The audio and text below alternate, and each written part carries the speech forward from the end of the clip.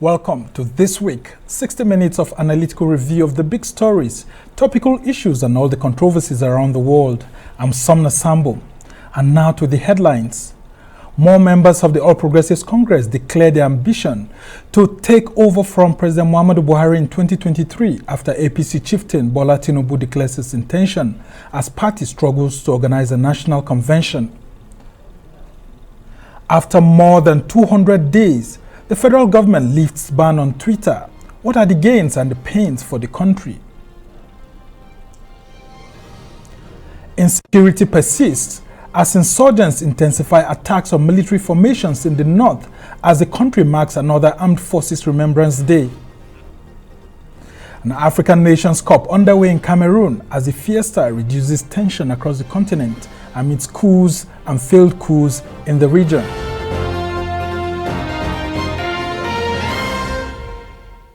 More presidential hopefuls have continued to declare their intention to succeed President Muhammadu Buhari after a chieftain of the All Progressives Congress, Bola Tinubu, declared his intention to contest this seat. Other notable aspirants within the All Progressives Congress are the Ebonyi State Governor, Dave Umahi, Governor of Kogi State, Yahaya Bello, former Governor of Abia State and Senate Chief Whip, Orji Uzor Kalu, and former Governor of Imo State, Rochas Okorocha. With more southern aspirants who have declared interest, the appearance of these men in the race may probably confirm speculations that the governing APC may have decided to zone the presidency to the south. While Tinubu seems to be the only aspirant from the southwest under the APC that has declared, there is a huge support base currently drumming support for Vice President YEMI Osinbajo to throw his hat into the race. Several support groups, including one held in Kano on Saturday, are urging Osinbajo not to betray those who describe him as a suitable alternative to succeed President Buhari. They say he should have a first right of refusal over the APC ticket, while Tinubu's supporters say it will be a betrayal of trust if Osinbajo declares for the same position that his political godfather is seeking. With three notable aspirants from the southeast, there is no aspirant yet from the south-south, but there are speculations that former President Goodluck Jonathan may be drafted into the race, even as we have just one aspirant from the North Central, Governor Yahaya Bello.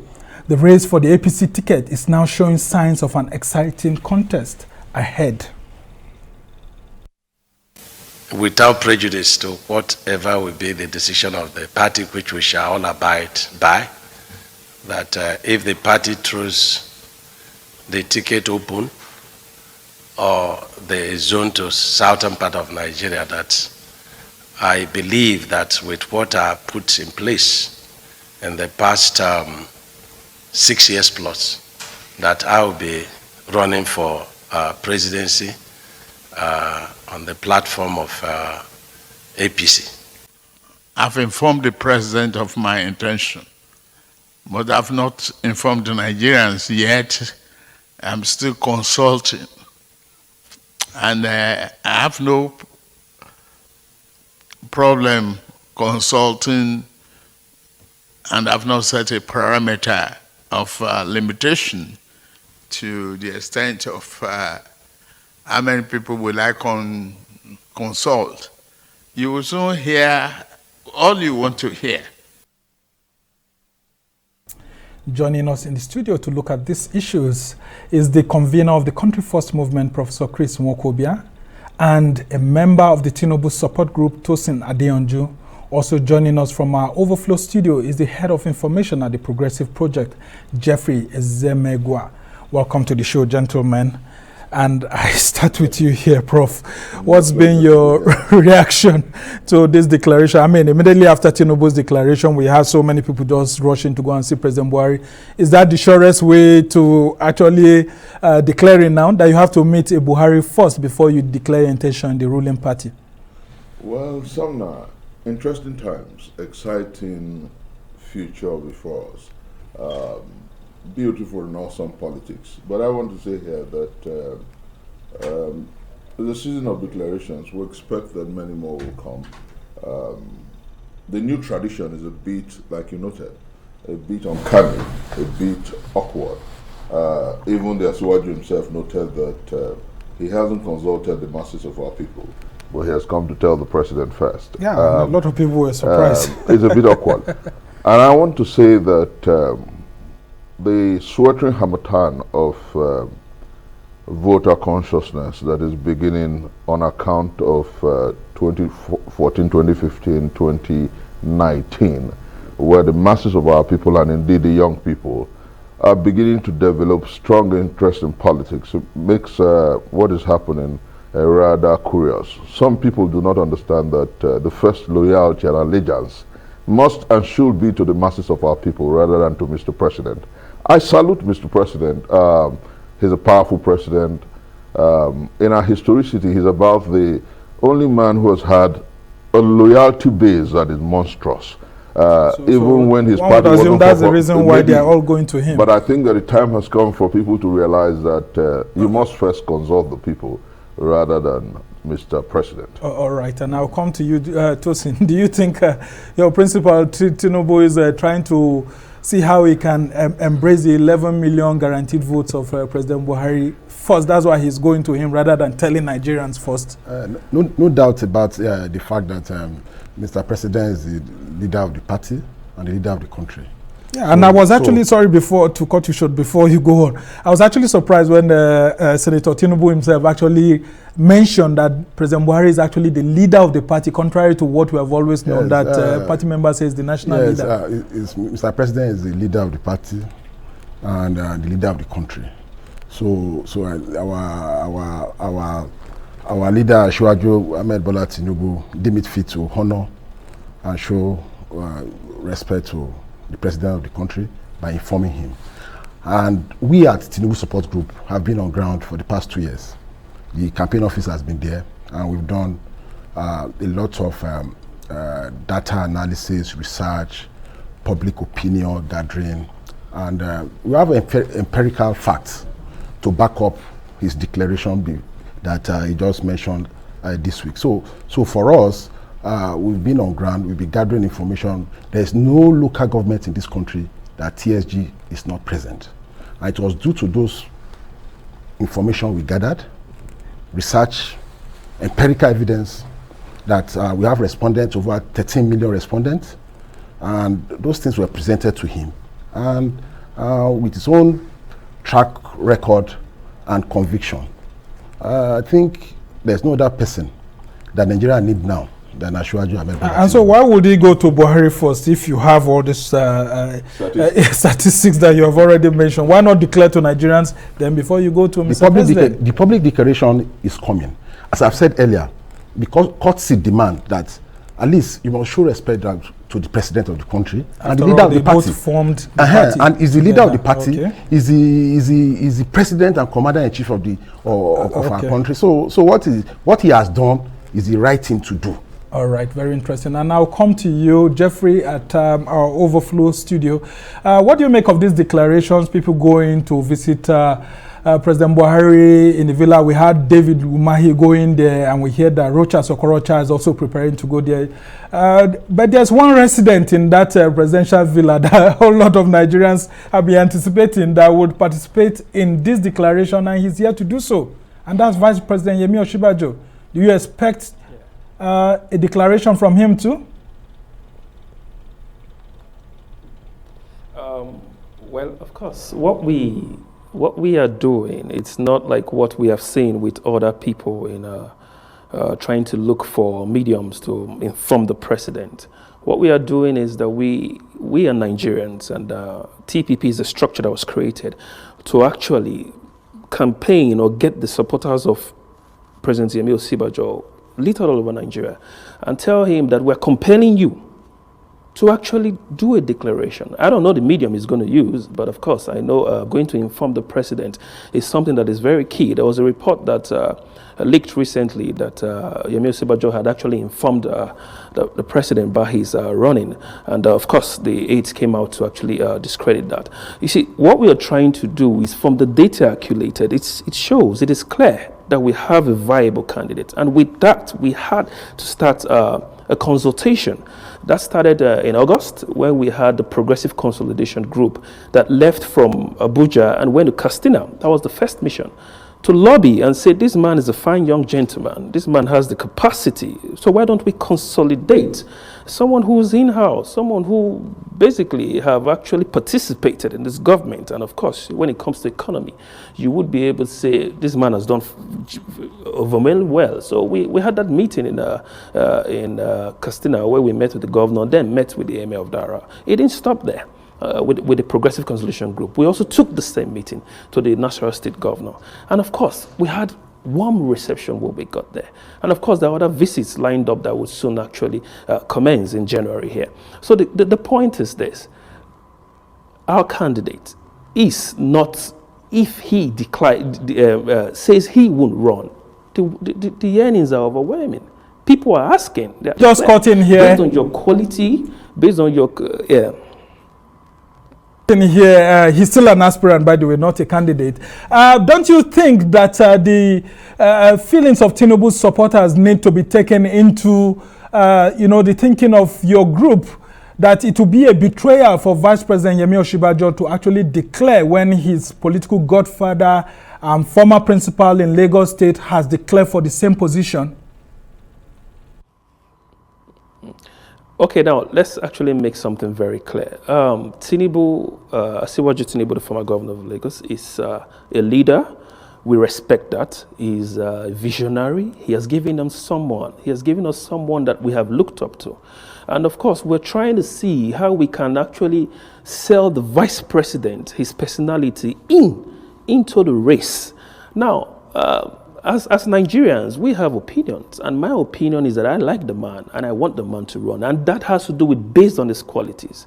It has not removed the fact that he doesn't have a choice. Asiwaju is our leader. He remains our leader. Even with time, we intend to take this lobby or should we say appeal to him and say, because you have seen some of our support groups who have actually asked and said, you have given us someone. Why don't you just, because of the terrain we are in, and because of the candidature we are asking for, which is Professor YEMI Osinbajo, we believe he can do better. So we're asking, and we're going to go to him actually. It has even the plan to actually tell him, you have given us a product. You have given us someone that has capacity. A very interesting submission you've got, and I'm very sure you have listened to this in the light of an APC where you have the others like Yaya Bello, David Umahi. We hear Rochas Okrocha is coming, Orji Uzor Kalu is coming. What do you make of all these declarations?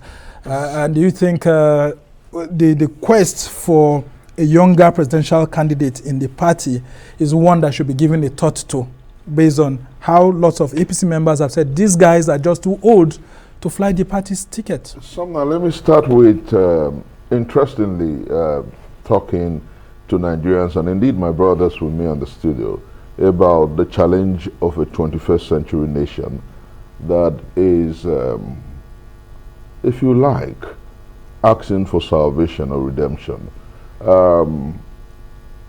With Asiwaju Bola Tinubu, a man I know pretty well, with the greatest sense of respect, his political sagacity,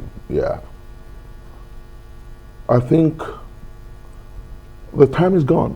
Let me say this advisedly, and I say this strongly too, that Nigeria, the dearth of leadership in Nigeria is because of poor mentorship.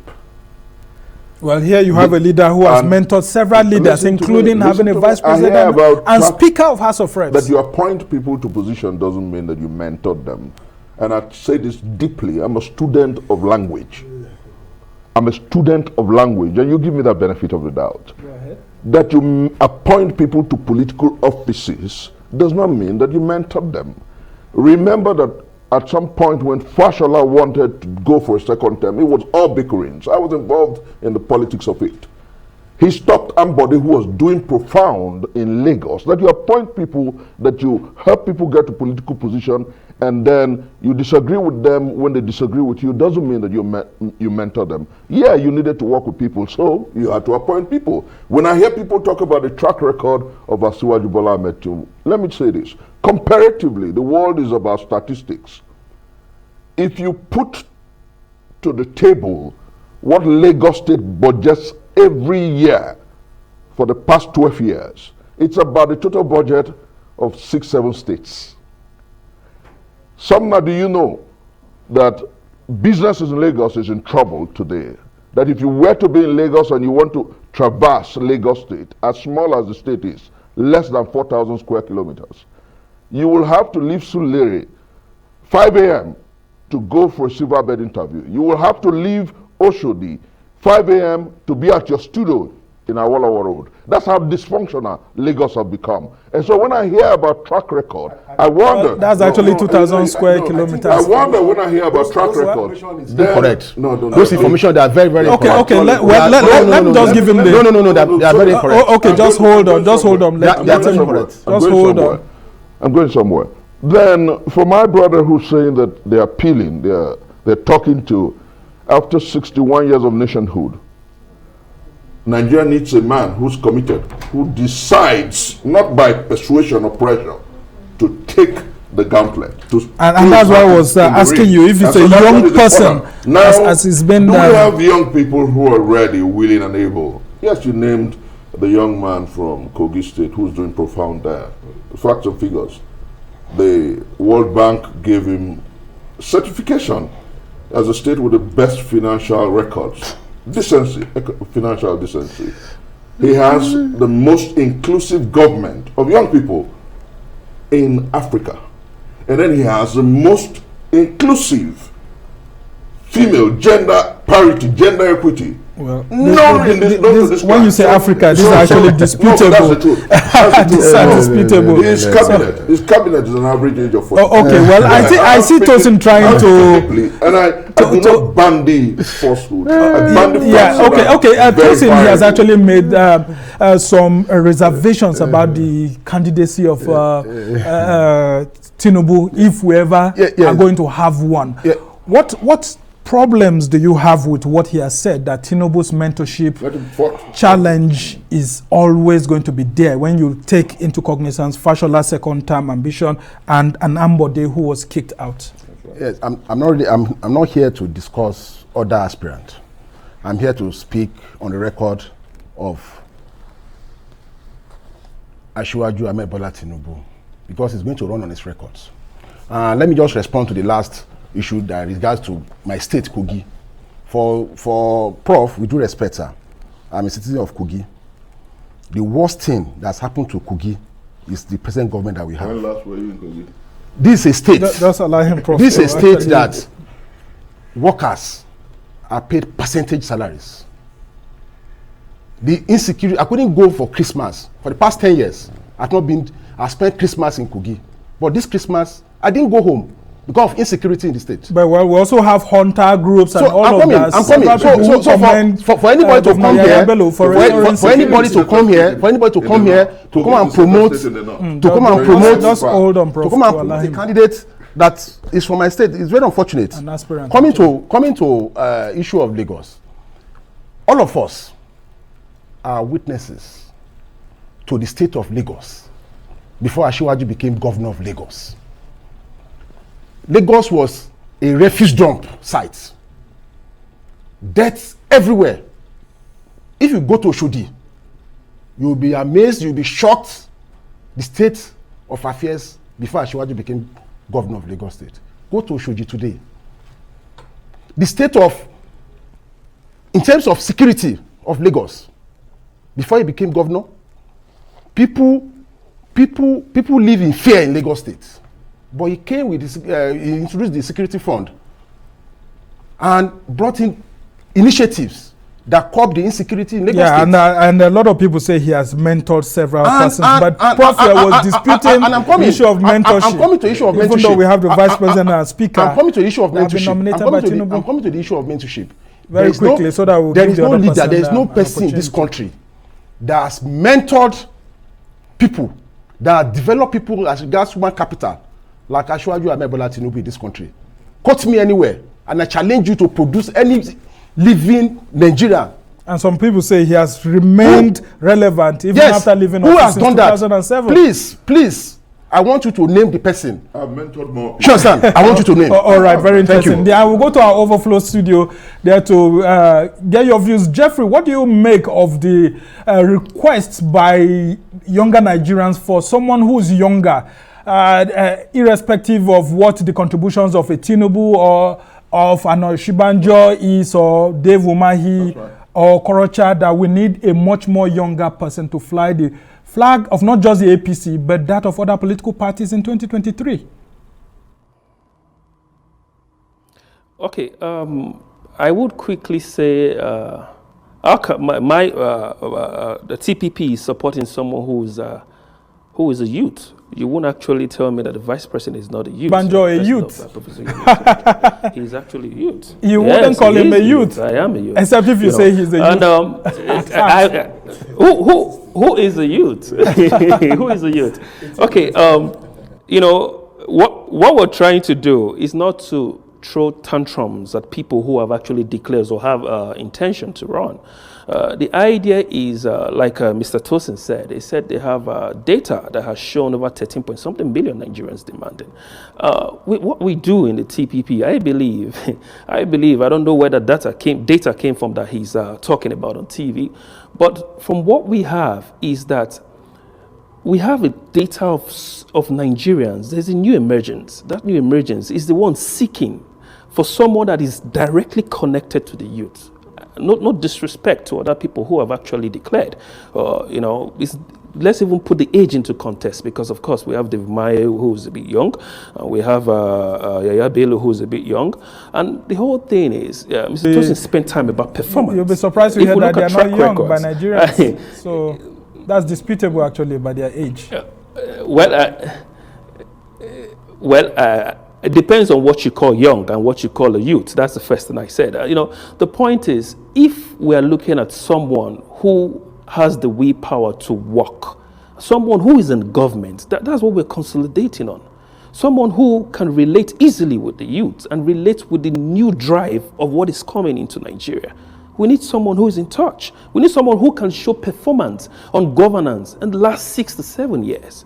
So we are not talking about whether we have someone who's of a certain age, you know. But the truth is, the TPP structure is created for the vice president. That's the case. Why are we having Osinbajo not declaring?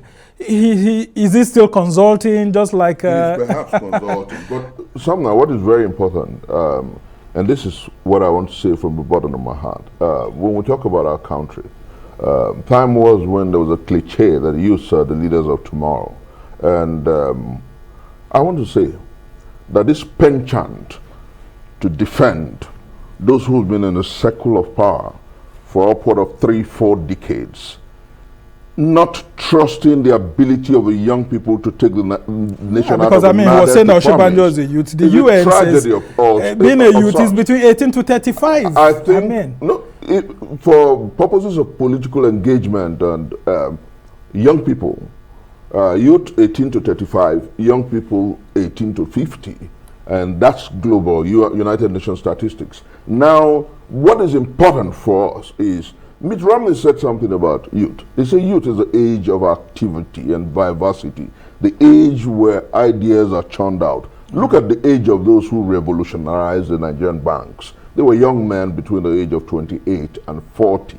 Nigeria is in need of new ideas, 21st century compliant ideas, men who are adroit, awesome, alert, who can think on their feet. And you think Yaya Bello is that person, based on what you have said? I say here without fear of querulous critics and equivocation, I'm not talking about people who will sleep in office. I'm not talking about people who are tired and worn we just have to go on a short break. When we come back, we'll continue the conversation with the emphasis on APC. If the APC itself is a vehicle that's well prepared to take on Nigerians ahead of the 2023 general election. We have to go on a short break. When we come back, we'll continue the conversation. Stay with us.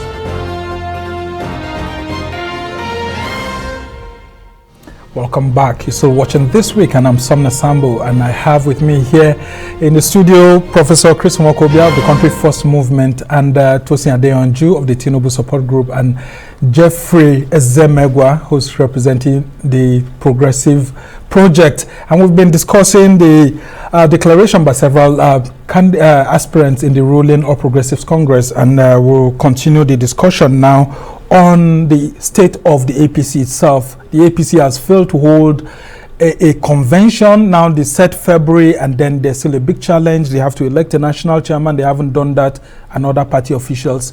Are you afraid within the Tinubu support group that these challenges of governance, internal party politics within the APC may affect the party's chances in 2023?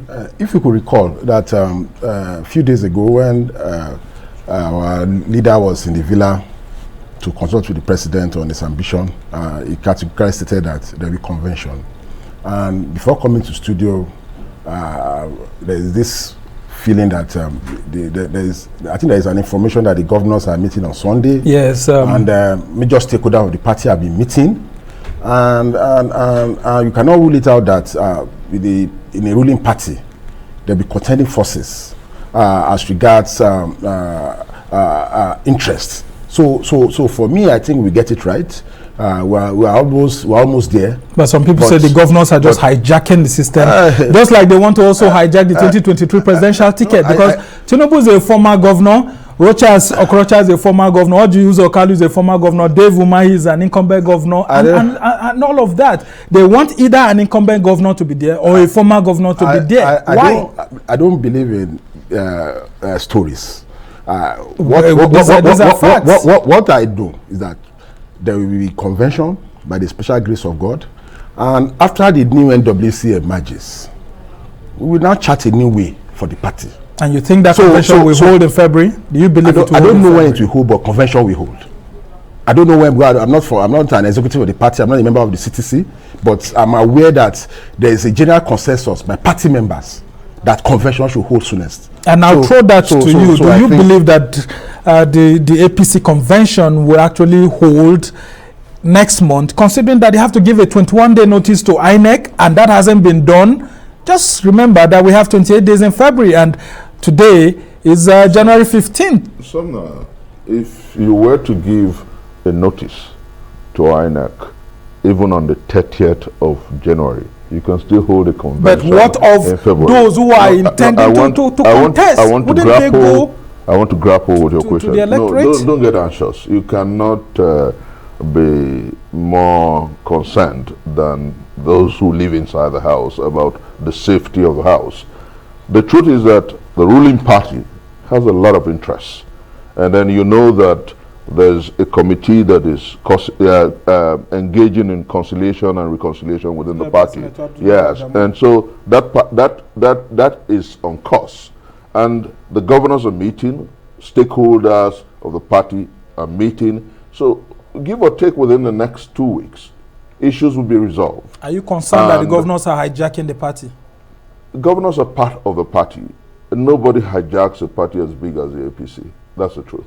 APC, I hear people talk about the PDP as it is not the largest party in Africa. Well, APC, after the last registration process, is far more on ground than the PDP. And I'll go to Jeffrey. What do you make of the crisis within the APC, where there seems to be a lack of internal democracy? You have just this caretaker committee for a very long period of time, just running the show instead of having a democratically elected party leadership.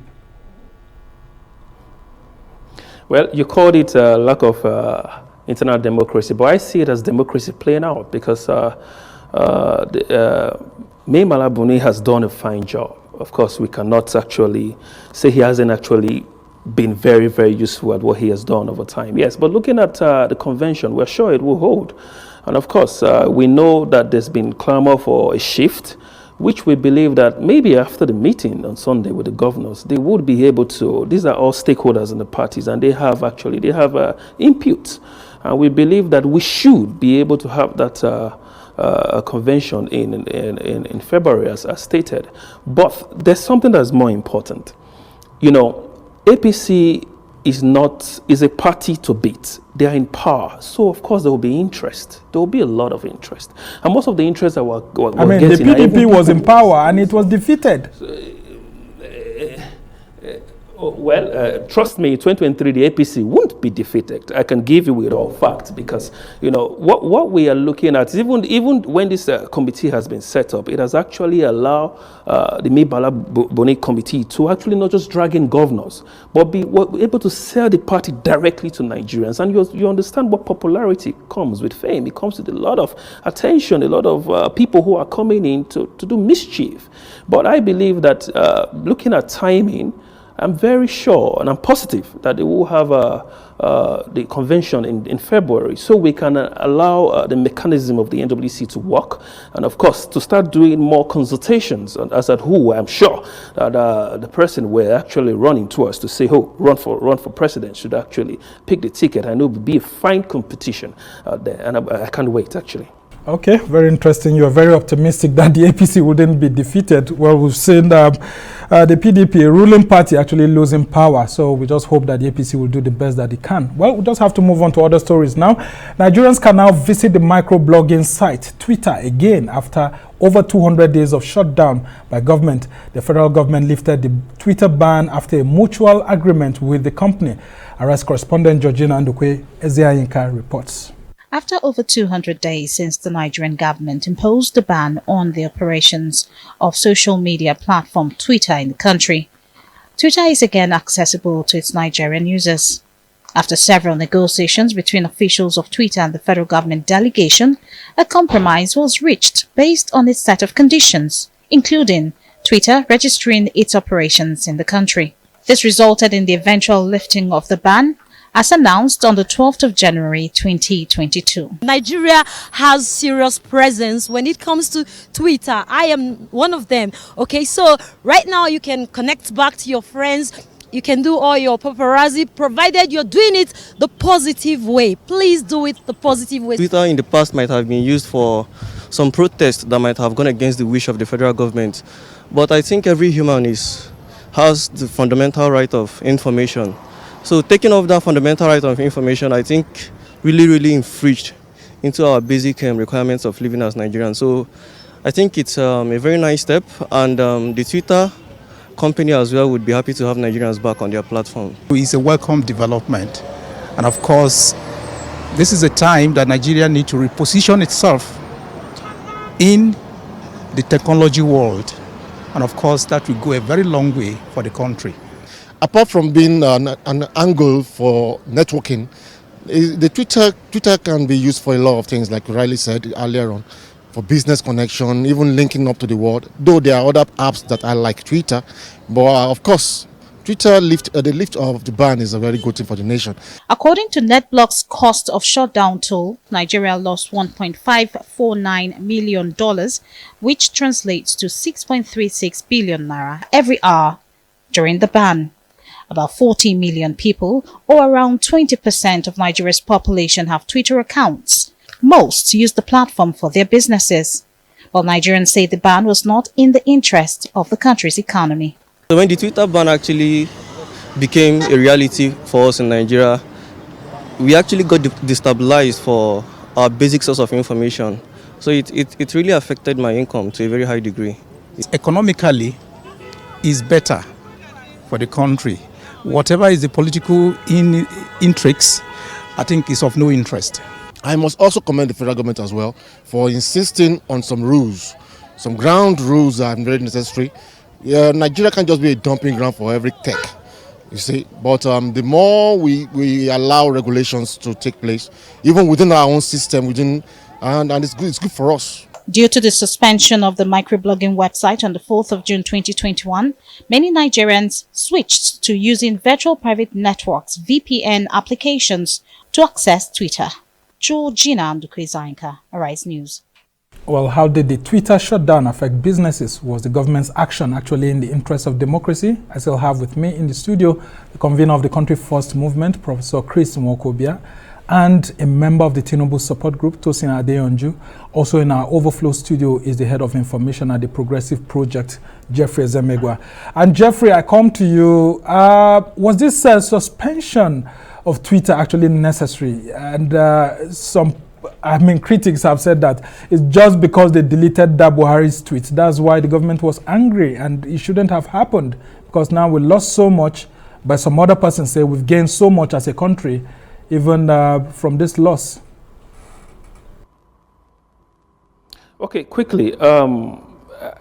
Yes, Twitter ban was, it came to a lot of Nigerians, mostly young Nigerians, who have actually been able to channel a lot of their businesses through those platforms to actually make a living for themselves. Yes, it was a cut down on jobs when it comes to tech and information. Yes, I would agree with that. But, you know, when the federal government makes a move, it's always for the interest of Nigerians. Yes, it came as a shock in June because there was a post. That was where the whole conversation started from. But, you know, the responsibility of every government is to provide security, you know, mostly for lives and property. And if the government has said that this was actually done for the security sake of Nigeria, we have seen that Twitter was not regulated. There are very few countries in the world that Twitter are not regulated. We need to be able to know the functions and actually who to actually question. You know, there is a certain age limits and of people, or should I say, a certain demographic of people who go into Twitter to make mischief. You know, they have been successful in these things they are doing. So how do we check them out?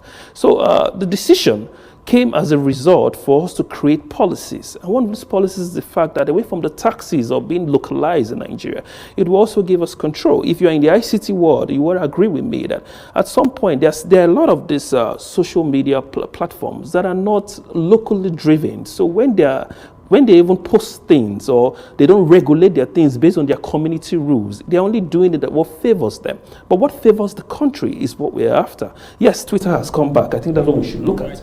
Coming back, we need to look at. And I want to ask how you feel about that, Tosin, yourself. The political party campaigns and all of that are about to start now. A lot of you politicians will start using this to inform Nigerians. We've seen even Ashwaju himself communicating with Nigerians through that platform. How should Nigerians take advantage of this platform without abusing it? And then how should the government behave not to look like a bully, to see it having this overwhelming influence over the platform to the extent that people will be afraid to express themselves? Yes, I think it's a welcome development, and young people are happy about the return of Twitter, and we hope that we all use it responsibly, so that the government in the future will not clamp down on Twitter again. So moving forward, we appeal to young people to use it responsibly, and as electionary starts soonest, it's one of the major tools to galvanize support, and that's why you saw our leader Ashwaju making a statement as regards. I think it's after. I think the second day that he declared. That's when Twitter was ban was lifted. So for us in the political field, we make use of Twitter, and I think all parties should use it responsibly. Okay, very interesting. And Prof, was this actually necessary? You have seen the cost and all of that, the losses, but a lot of Nigerians said that we even gained more through the federal government's engagement with Twitter as a company. What do you make of all of this? Let me say clearly that in terms of governmental actions and engagement, the certain steps the government takes at times might not appear popular. Populism essentially is not the way to go. My brother here has used the word responsibly, using the microblogging sites responsibly. One of the people in the Vox Pop talked about not allowing the social media to be used as a dumping ground where our sovereignty sometimes is undermined. Look at the young man who was taken to court in the UK, grandson something, you know, that was arrested because he was using Facebook and several other media to harass, harangue, and insult the nation. I think that the time has come for us to understand that this country belongs to us, and collectively we must deal with our country responsibly, engage responsibly. And then, unfortunately, the ban or the suspension affected businesses largely. But permit me use the word, it just might have become a necessary sacrifice for some level of patriotism, for some level of responsible and responsive action by government and the people. Because whether you like it or not, at several fora, when Mr. President was asked questions about Twitter, he owned up to the fact that some young people are suffering because of that decision, but that he wanted some things done rightly. So I think that at the end of the day, our country gains so it's a win-win situation, level actually, of engagement with the microblogging side. Very interesting. We'll have to go on another short break. When we come back, we'll talk about the Armed Forces Remembrance Day, insecurity in Nigeria, and the ongoing African Cup of Nations. Nigeria is playing Sudan Saturday.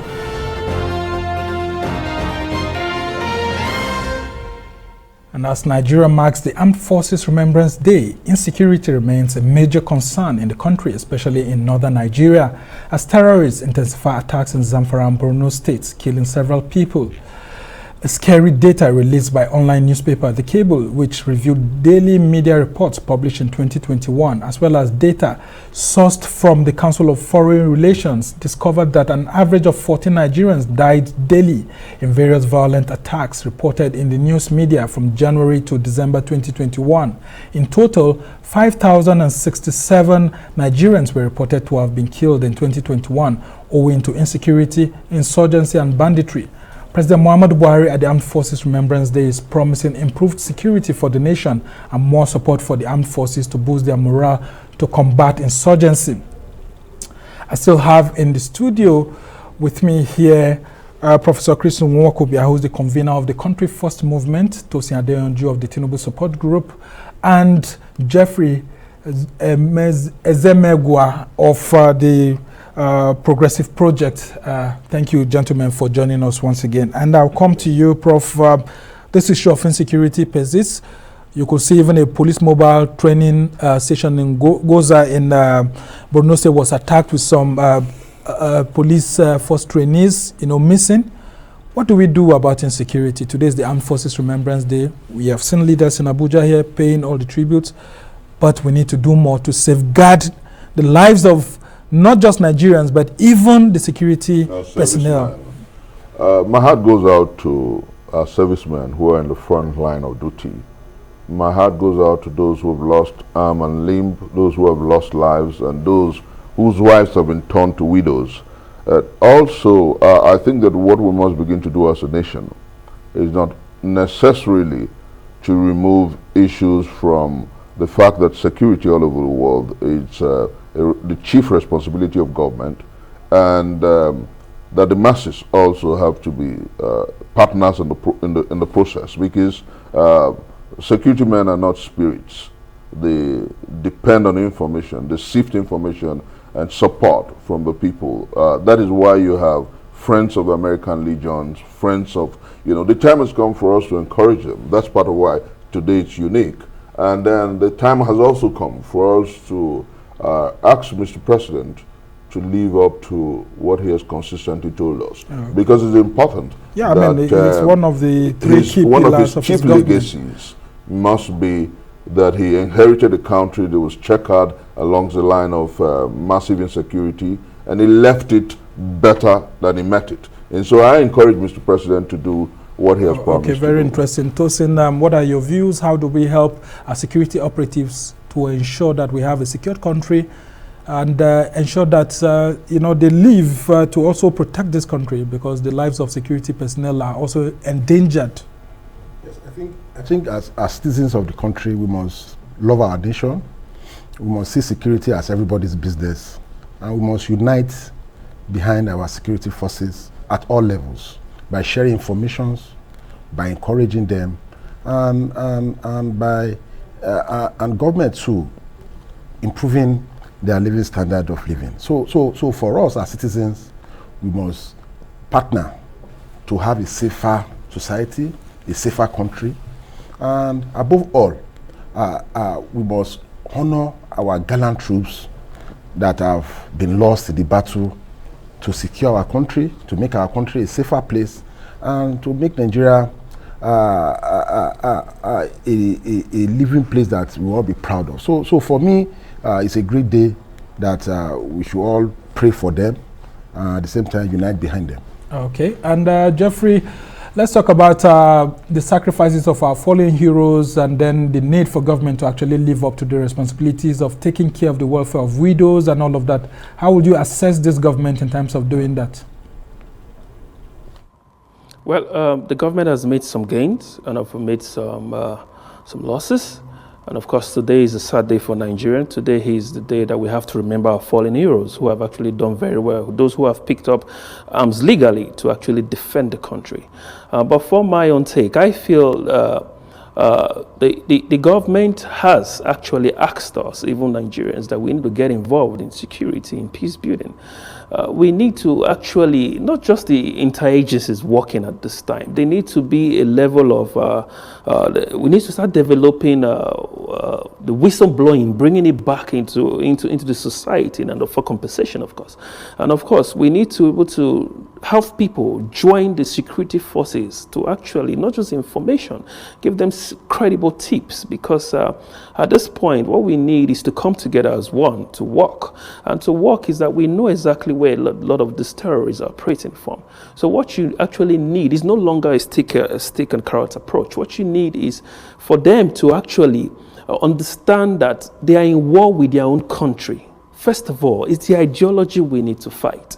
And Nigerians need to understand this. You can't fight your own country. We are all Nigerians. Whatever the government is doing is to restore peace into the country. I just have to cut in here because we are losing time, and we just have to talk about the ongoing African Cup of Nations, where we have learned that Nigeria is leading Sudan by 2-0. And with the ongoing anti-military protests in Sudan, attempted coup in Burkina Faso, political crisis in Mali, and unrest in Libya notwithstanding, Africans are setting aside their differences to enjoy the ongoing football fiesta at the African Cup of Nations in Cameroon.